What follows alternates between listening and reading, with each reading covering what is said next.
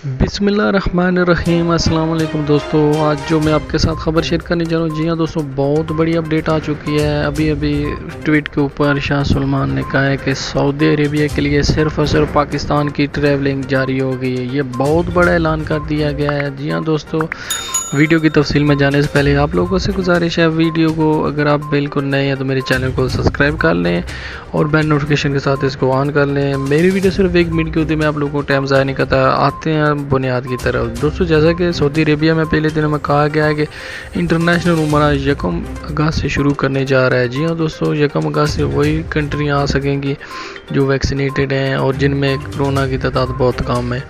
तो दोस्तों, ये बहुत बड़ी अपडेट है और उसमें साथ में ये भी कहा गया है कि अगर कोई भी बंदा किसी भी मुल्क में से आना चाहता है, मिसाल के तौर पर पाकिस्तान से कोई बंदा आता है, वो कम अज़ कम 14-15 दिन का क्वारंटीना किसी दूसरे मुल्क में करके सऊदी अरेबिया में दाखिल हो सकता है। जैसा कि अभी बांग्लादेश की फ़्लाइट ओपन हो चुकी हैं और ये बहुत बड़ा चांस है पाकिस्तानी के लिए जो जल्दी आना चाहते हैं। जिनके पास इतनी ज़्यादा मजबूरी नहीं है वो थोड़ा वेट कर लें, 4-5 दिन के अंदर फ़्लाइट बहाल हो जाएंगी। तो दोस्तों, ज़्यादा जिनको ज़रूरत है वो बांग्लादेश के तरीके से आ सकते हैं। मिलते हैं किसी नेक्स्ट वीडियो में, तब तक के लिए इजाज़त। अल्लाह हाफ़िज़।